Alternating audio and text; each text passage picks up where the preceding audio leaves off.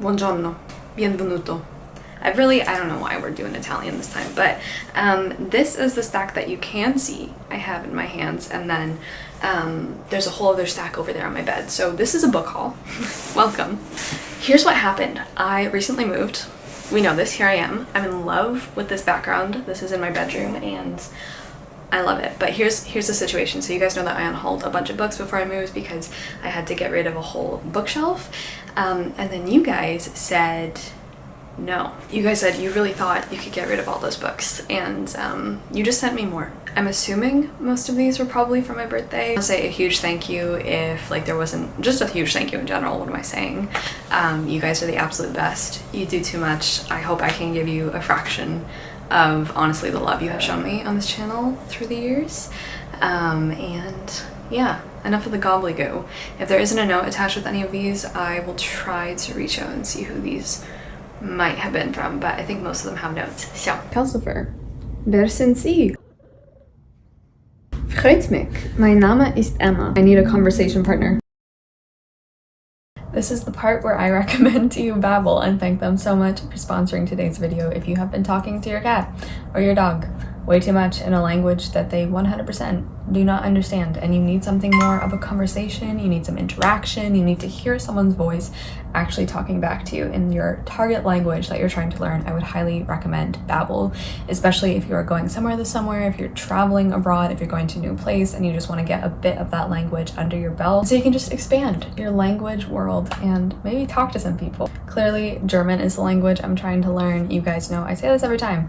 It's Rilke. It's Rilke. German is actually quite close to English, and so it's just a language that is so interesting to me, and I really love pronouncing it and kind of taking on that challenge of pronunciation because I think it's such a fun language to speak. Freddy, wie geht's dir? Wie geht's dir? Das Fest ist schön. Kelsey, you almost got it.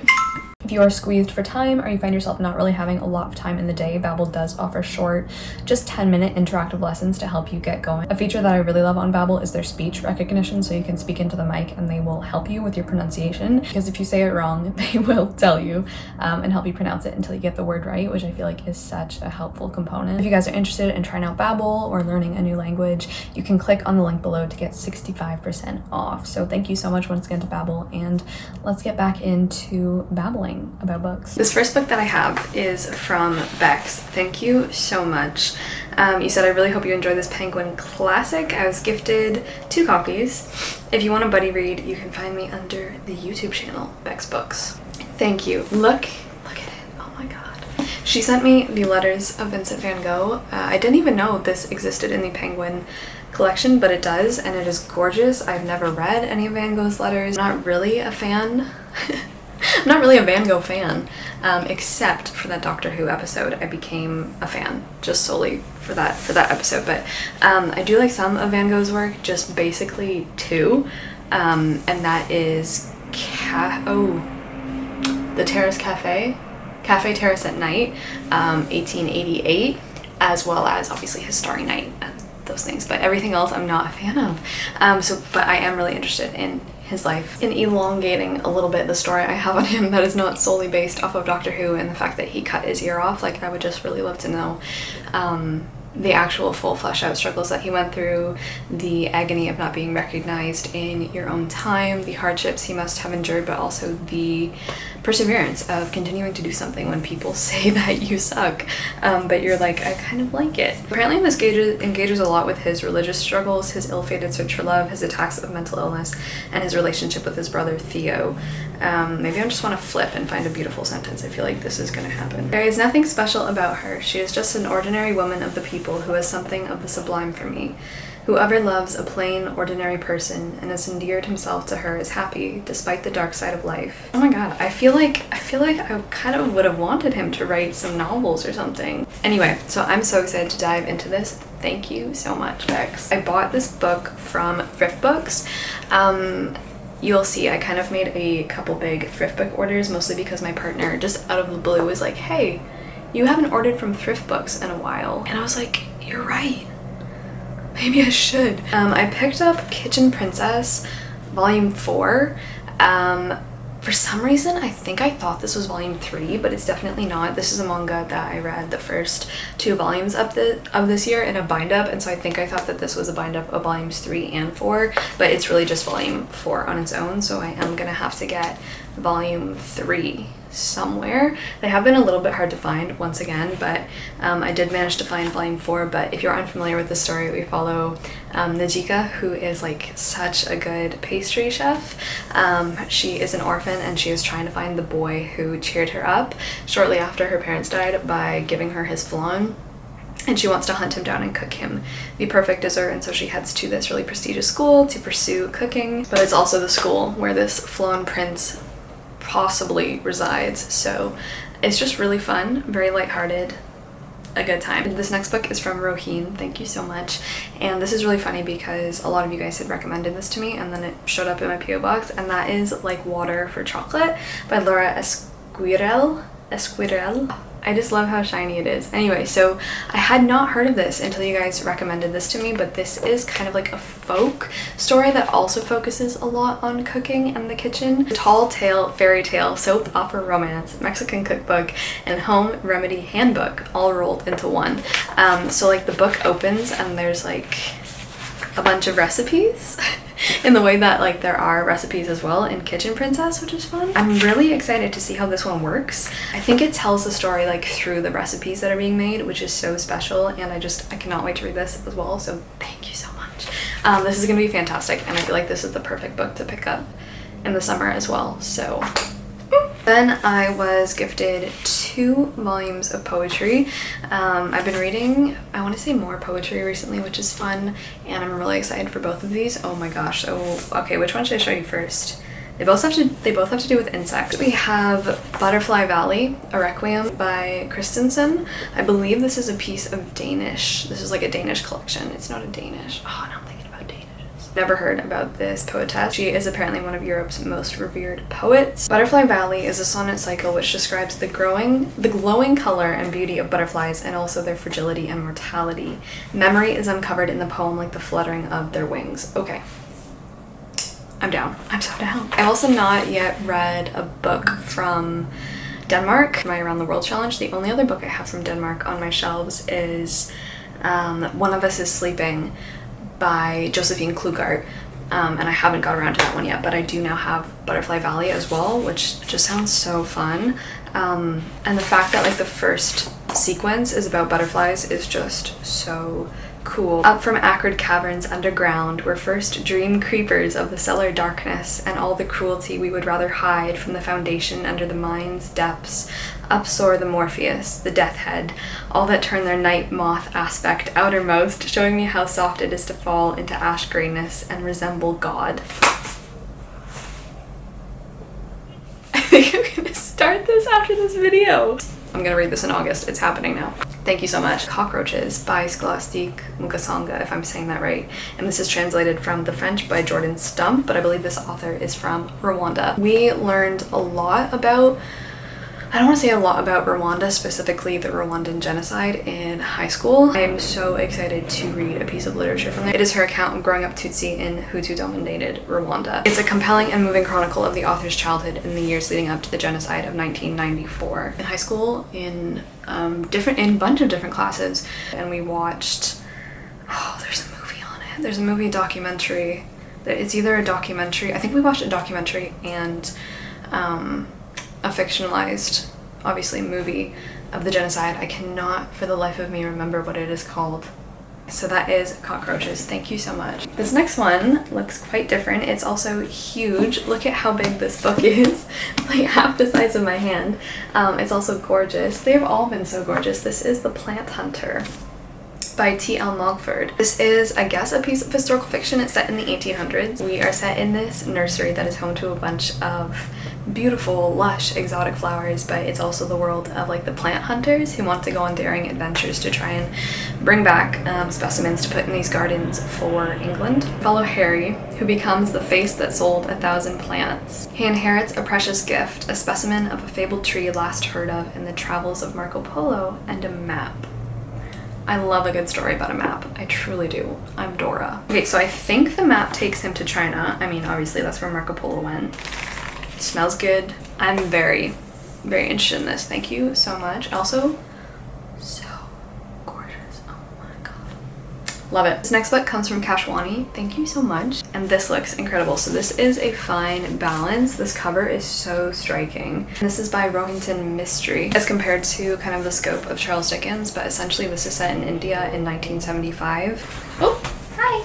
At a time when caste violence is really prolific. So we follow 4 different people who all escape their village, and they end up having to kind of cramp together in the same apartment and live together to escape the violence that's going down. It says as the characters move from distrust to friendship and from friendship to love. This is an enduring panorama of the human spirit in an inhuman state. So once again, you guys just throw books at me that I've never heard of, and when I like have a book in my hands I've never heard of, so thank you so much. This looks so amazing.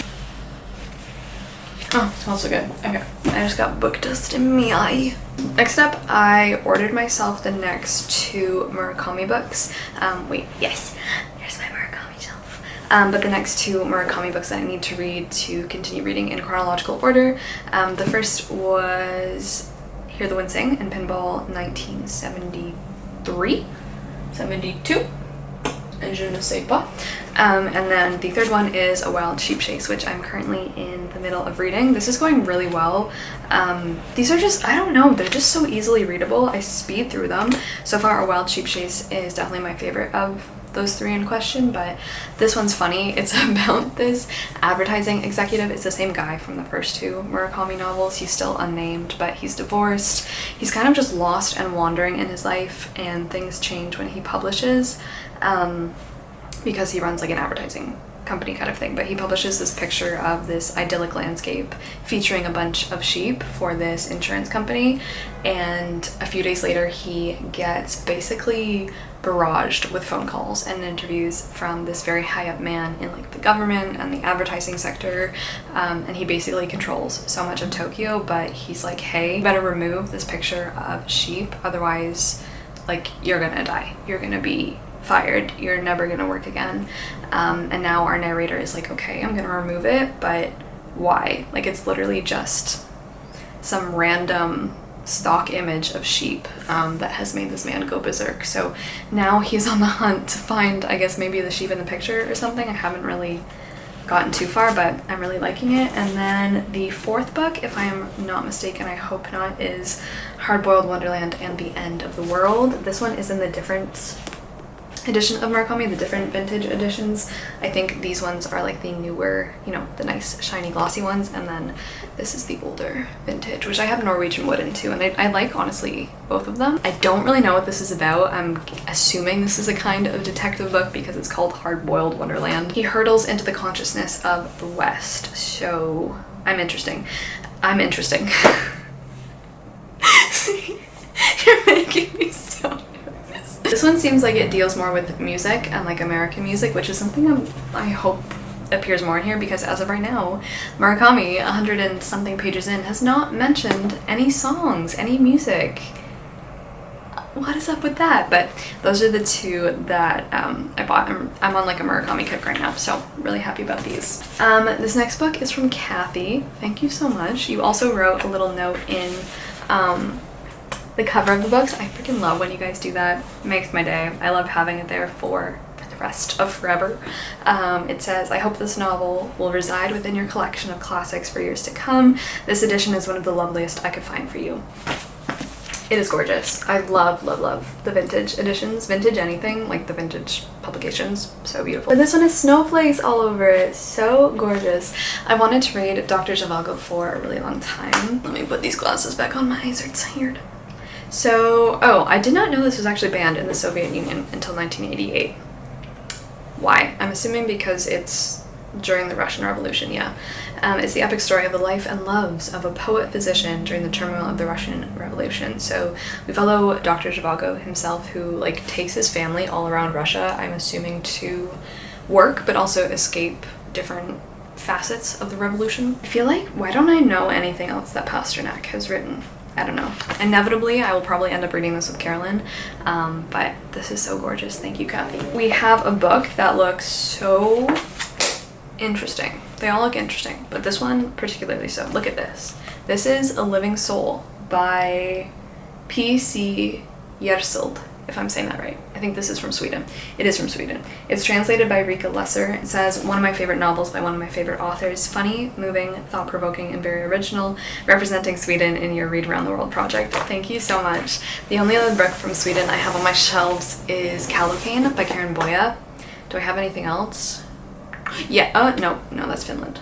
Yeah, just Karen Boye, but this looks so bizarre. I love weird, bizarre books.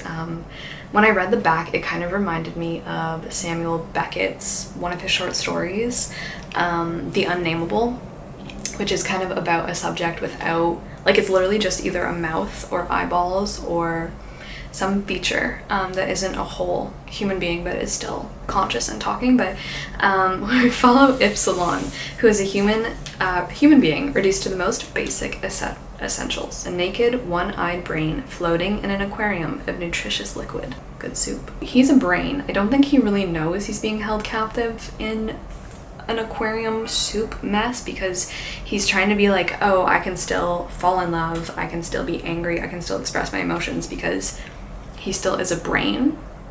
But then it dawns on him that he's part of a bigger scientific experiment. It's giving me Mewtwo vibes. He explores the resilience of the human spirit set against the threatening big brother of technological progress. So fascinated about this, like, just to follow a brain. I think that's so cool. Oh, and he actually has another book called The House of Babbel that describes the inhumanity of the hospital environment and failings in patient care. This next beautiful book, can we just take a few minutes, walk away, go look in the mirror. This book is so gorgeous. This is from Martin. I think this came all the way from Ireland. Thank you so much. This is Dragons, Heroes, Myths, and Magic, the Medieval Art of Storytelling by Chantry Westwool. I'm so sad that I don't have enough room on my bookshelves to, like, have this facing out, because I feel like I just need to display this somewhere. It's also, like, fully illustrated though. Look. Oh my gosh. This is the kind of thing I breathe for. Look at that. This is gonna be so fun. Medieval literature in the medieval period is not something I really have that much experience about. I feel like my degree, at least the classes I took, I kind of skipped over all that. Kind of skipped that and went right to Renaissance, which is fine. Medieval literature isn't really interesting to me, but a lot of the concepts, the society, and obviously the whole of the Dark Ages is really interesting to me. So this is honestly a perfect book to encapsulate that, more than actually reading, you know, like, what? You know, I'm struggling to think of medieval literature, The Death of Arthur. So because she has access to the British Library's illuminated manuscript collections, how do you get that? Where can one buy such a membership? She uses them to explore some of literature's most celebrated and multi-layered stories, together with the deep history of the books. There's one about animal stories, Richard the Fox. This is gonna be so fun. Thank you so much. I'm so grateful for this. Next one, love it, beautiful, so excited. This is The General and His Labyrinth by Gabriel Garcia Marquez. I don't really know what this is about. I don't know when to read this. This is from Kyle. Thank you so much. This is the tragic story of General Simon Bolivar. Is that not a real dude? Yeah, that is a real dude. That is a real dude. We have talked about him. Known in 6 Latin American countries as the Liberator, is one of the most revered heroes of the Western Hemisphere. So this is Gabriel Garcia Marquez, like, reimagining of his life, I believe. So it follows Bolivar as he takes his final journey in 1830 down the Magdalena River toward the sea. I just can't believe I haven't read anything else from him except 100 Years of Solitude, because I'm just, if you have, like, don't spoil it for me actually, but what I am wondering is whether, like, the writing style in that book carries across his other novels, because it is so gorgeous, so unique. His way of describing things is one that is probably one of the most magical I've ever come across, and so part of me kind of hopes he does, but also I feel like part of me knows that he can probably just fit his style to whatever he wants, and it'll be gorgeous either way. So thank you so much. Thrift Books was like, hi, you have one free book if you buy this many number of books. So I bought some books. I only bought 4, okay, and they're all winter books though, which means I am just over the moon excited about them. I'm so happy about them, and I'm so excited to read them. Like, I've just been hoarding winter books to the point where, like, I don't know how I'm gonna, I don't want to get through them all in one winter. I want to hoard the winter books up for winters to come when I'm old and my bones creak and I no longer probably want to be cold all the time anymore. And I just want to read them. Anyway, I have quite the selection and variety here. The first one is The Snow Child by Eowyn Ivey, who, I think it was you guys who told me about this one. Anyway, gorgeous cover. This one's set in Alaska, where we follow a married couple who can't have kids of their own, even though they would really like some.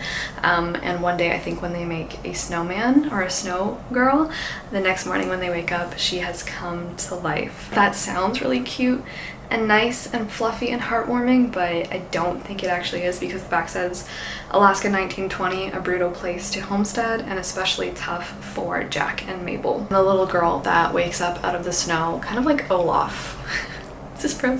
Her name is Faina, and she basically just lives in the woods with, I think, her fox. They begin to love her as their own daughter, but in this beautiful, violent territory, things are rarely as they appear, and what they eventually learn about Faina will transform them all. I feel like she is a real girl, and she's just, like, she's someone's daughter, you know? It's giving, like, maybe she's just someone's daughter who's wandered onto their property, and is like, hi, I want to be your child. I'm really hoping there's more, like, magic and fantasy to it than that, but I feel like that could be what this is. Anyway, this next one I also got in thrift books, and that is Echo North by Joanna Ruth Meyer. I heard about this from Jade over at JD Rereads on BookTube. She is one of, like, the go-to authorities, I feel like, on polar fantasy, on winter books. I just have a list, basically, that has everything Jade has ever talked about on it. But Echo North is a retelling of the fairy tale East of the Sun, West of the Moon. We follow this girl named Echo, and she has a father, but then her father is like, hi, I have to leave for business, I'm so sorry, please be okay. And she's like, okay, bye. But 6 months later, she goes into the woods and she finds her father's frozen body, which might look like he's dead, but there's also this very big wolf standing guard over the body, and the wolf is like, hi, your father's still alive. If you want to come live with me for a year in this enchanted house in the forest, you can probably get your dad back. Sounds good. Anyway, Echo is like, okay, but the house that they go into, I'm kind of really interested. I just love books about wolves and houses and the woods and winter, but the house has to be sewn together, like the rooms have to be sewn together to keep them from falling apart. It's kind of giving me a little bit of Coraline. She also discovers a magical library full of books turned mirrors, and a young man named Hal who is trapped inside of them. I was called Echo for my mother, who died when I was born, because when my father took me into his arms, he said he felt the echo of her heartbeat within me. This one is from King County Library System. Where is King County? W.A. Washington? The next one I bought this one. Did I buy this one brand new? Yeah. Oh, this one I got from Chapters, actually, because Chapters also had a big sale. Buy 3, get 1 free. So I think this is the one that I got free. This is The Winter Duke by Claire Eliza Bartlett. Once again, I think this is a Jade recommendation, or at least just a Jade mention. This one sounds very cool. I believe this one is young adult, but this one we follow a daughter. She is the daughter of the very powerful, wealthy family who lives at the palace, and her brother is set to become the Duke, so she can basically kind of, you know, get out after that and live her own life. But then one night her entire family, except for her, is murdered. Nope. Sorry, they're not murdered. They're just asleep. They're just taking a fat nap. But it could be the final nap, the big nap. And since Akata is the only one left alive and the ceremony is approaching, she actually becomes the Duke, which also means that she inherits her brother's property, inherits her brother's wife, I believe. Oh no, I guess fiance. She marries her brother's fiance, and then she gets control of the palace, but there's like a war approaching. It just sounds very different to a lot of it doesn't sound that different to other young adult fantasies, but I don't care because look at it, it's an ice palace. The other thing that really interested me was that she gets an ambassadorship to an underwater shadow kingdom that has fascinated her all her life. Is it Naboo?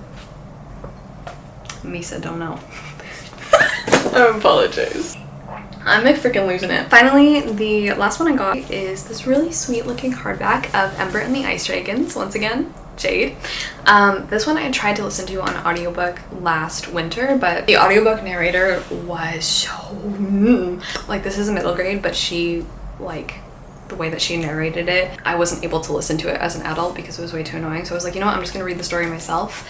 But this is about Ember. First of all, the cover, so cute. Ember's father is a magician, but she also has like fire power, and she's kind of bursting into flames at really bad moments, you know? Is there a good moment to burst into flames?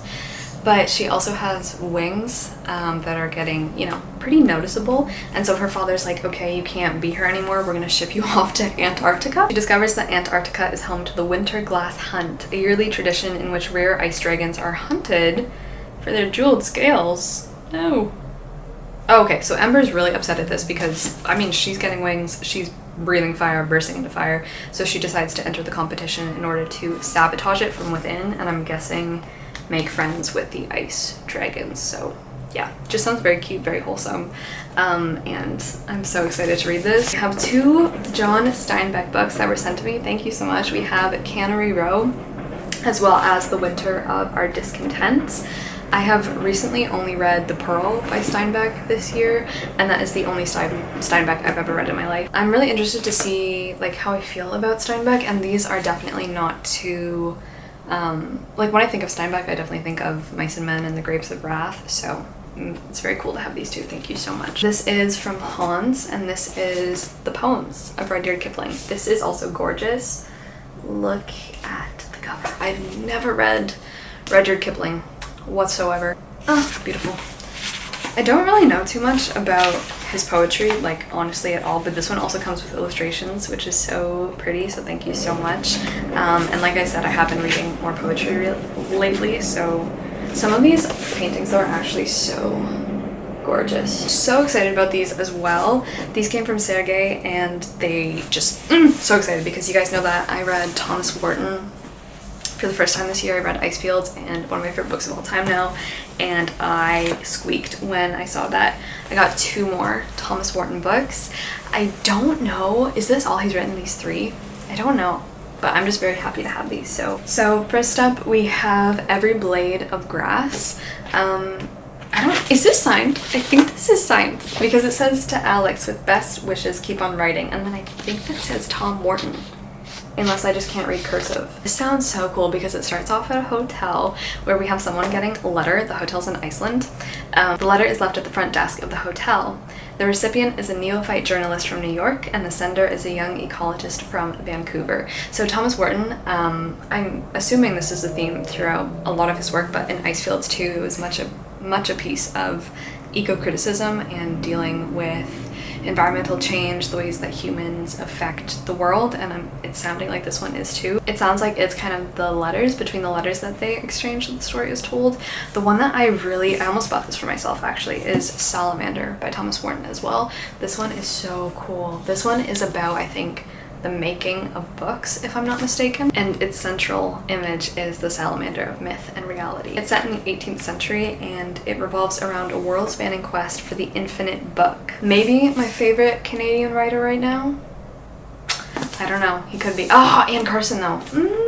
Can I say she's my favorite poetess? And maybe Thomas Wharton is my favorite Canadian writer. Thank you guys so much. I'm incredibly sweaty. So this is where I will leave you. And I just want to say a big thank you. I hope you had some relaxing minutes in your day. I hope you got some good recommendations. I've been filming for 50 damn minutes. So I'm gonna go give my camera a break because, are you warm? You're a little warm. You doing okay up there? Yeah. Oh, it's hot. Okay, so this is where I will leave you. Thank you so much for watching. Thank you from the bottom of my heart for these books. And I will see you in my next video where I hopefully read some of them. I'm already in the middle of a few, so thank you so much, and ciao.